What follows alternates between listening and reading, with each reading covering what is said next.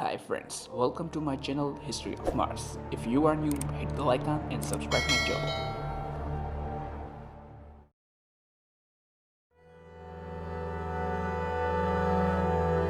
Ingenuity helicopter captures the Mars Perseverance rover near the Belva crater. The helicopter's 51 flight on Sol 772 on the Martian day of the rover's mission. At the time was taken, the helicopter was at the altitude of about 40 feet, means 12 meters. The rovers in the upper left of this image parked at the light-tone outcrop of the science team, calling Eco Craig.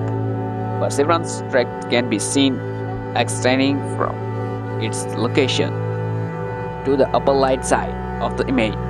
The helicopter shadow can be seen on the rocky hill in the foreground, just the right and below.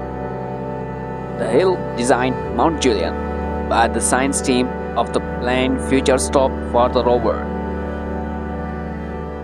A small triangular piece of the debris of the rover's entry can be seen in this image. Like the video, share the video to your best friends. Stay connected with us. Thanks for watching.